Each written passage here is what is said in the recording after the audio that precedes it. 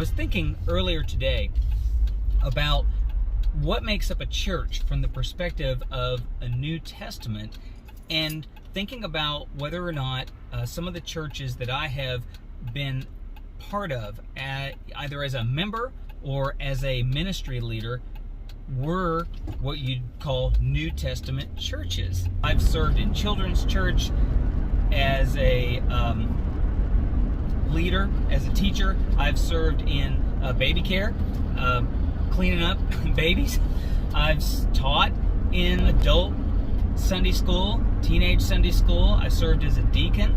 I became a minister and became a middle school through college minister, so they called me a youth minister. I then served as an associate pastor. I've served as a small groups pastor, an interim pastor, and a marriage and relationships pastor in several different places. And I thought about what would make those places a church or a New Testament church, or what might make them not a New Testament church. Here's the things I thought about. In terms of what makes up a church, you would say, well, it has to be a body of believers, people who believe in God and Jesus. They have to study the Bible. And I would go so far as to say the whole Bible.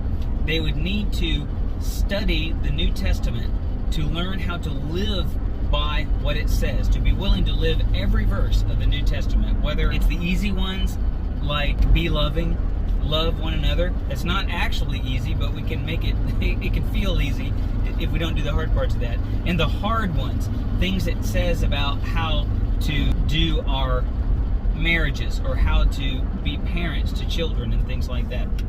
We could, if we study all those things and we're willing to live all those things, then we together are a church, if we're encouraging one another and supporting each other to doing that. And studying the Old Testament too, learning the context of what went on, what's God's relationship with his people historically, when did it start, and how are things leading to Jesus and his ministry. So a body of believers who studies the Old Testament, and they learn how and encourage one another and teach one another how to live the New Testament.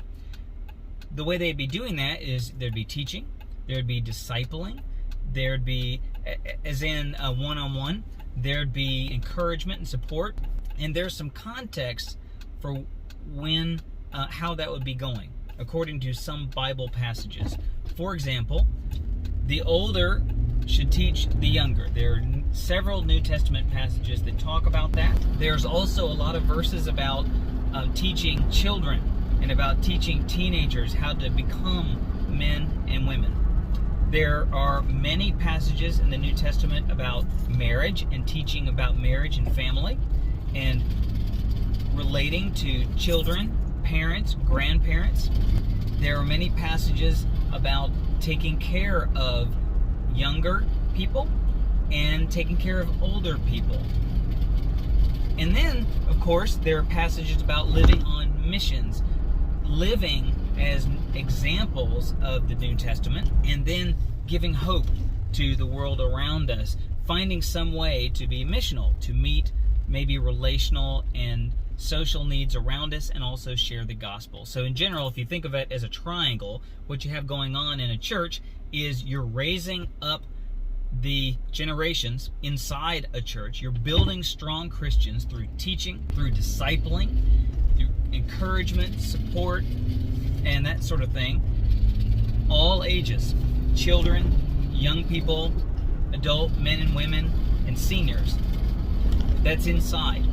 Then you're having fun together, you're fellowshipping together, you're hanging out, you're playing Mario Kart, you're watching movies together, you're eating together, so you're enjoying one another. So the first is raising up the generations, the second is you're having fun. You're showing that we're real people. That's going on. The third thing is the living as New Testament examples. So people in the outside world who are lost, confused, hurting, hopeless, or wicked can see it and be perplexed by it and be strangely drawn to it if they're lost and hopeless and hurting, or repulsed by it if they're wicked and they don't like the light shining on that. You do that. And then the top part is you give hope to your community in aligned ways that you've chosen as a church body to meet needs and share the gospel. Okay, none of this is probably that controversial yet, but let's go back to what I mentioned a moment ago about the older sharing with the younger, the parents teaching their children, and the seniors teaching those who are less experienced how to live God's way.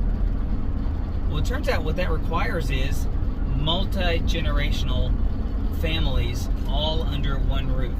In other words, to be a church, there have to be grandparents, parents, people of grandparent age and parent ages, young adults who are not yet married, teenagers, and children.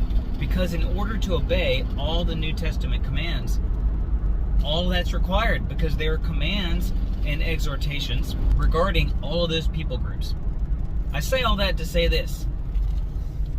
As I look back on the churches I have served, there have been some churches that are definitely churches. They're really churches. They do all the things I talk about. They live the Bible. They're flawed human beings, but they're trying to live the Bible. There's teaching of the Bible going on. There's discipleship. There's times where people can get together and enjoy each other's company. There's some missional aspect that they've picked, some way they want to positively influence their outward community so that they can build credit and make their community better and then share the hope of the gospel. I've been in churches where all of that is going on. I've also been in a church I can think of where there was about a generation and a half the membership was.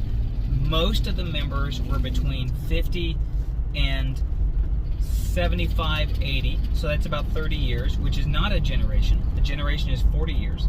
Most were there, and then there were maybe 2 children in the babies area and 3 or 4 teenagers. So I would say it was almost not a church in the context of, if you're just one generation, you cannot follow the New Testament commands as one generation. There was another church that we considered going to that was one generation. Everyone in that church was within a 30-year age level. There was one generation in that church. So you could not have the older being with the younger, parents and their children, grandparents teaching, the older men teaching the younger men, the older women teaching the younger women, and learning from the younger women, and the older men learning from the younger men, which, by the way, is equally important. One of the times that I felt, just to not be too off topic, but one of the times I felt the youngest is when I was 37 and became a youth minister. I was a youth minister from 37 to 43, and it was wonderful. I felt so young because my wife and I were sharing our experience with those teenagers and their parents, because we believe in multi-generational, and we were learning things from them. We weren't trying to be cool or anything. We knew we weren't cool, but just being with them and accepting and learning new music that they enjoyed. We weren't trying to talk like them, but we learned new songs and new worship songs, and we learned some movies that we wouldn't have watched otherwise because we weren't keeping up with those things anymore. But being with them, we learned those, and we felt like we were still alive in a way. There is something powerful about being multi-generational, about learning from the older and learning from the younger and journeying in life together. I say all that to say, look at your church.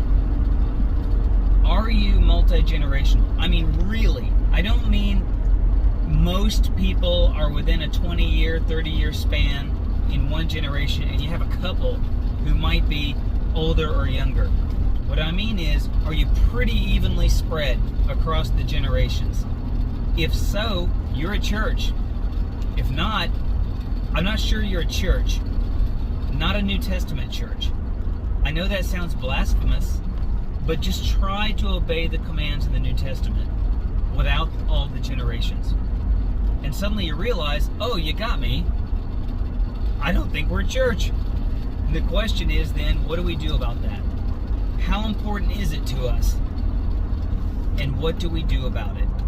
That's the challenge I want to leave you with, and myself with, when I get uncomfortable outside of my 20-year age comfort zone, either older or younger. When I say, gosh, I really don't like those old hymns, they're boring.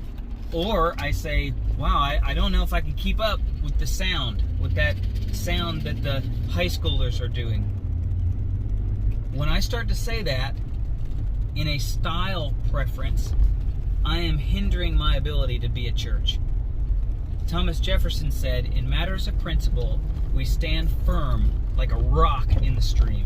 But in matters of style, we go with the flow.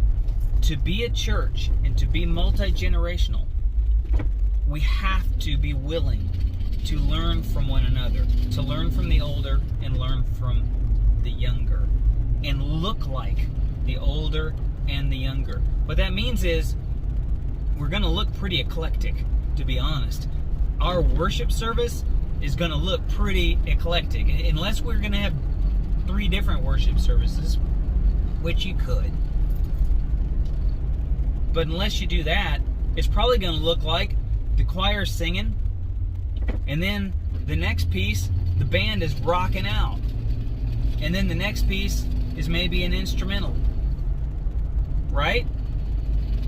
And that's okay, because everyone is represented. Everyone is expressing themselves in worship together, and that's just one example of what that would look like to be a church. Okay, I'm back in my homestead, and I have another thought about this.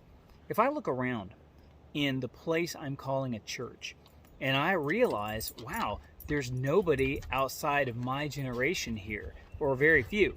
And a generation, remember, is 40 years. So if I don't see a good number of people who are 40 years older than me and 40 years younger than me, then I'm not in a church.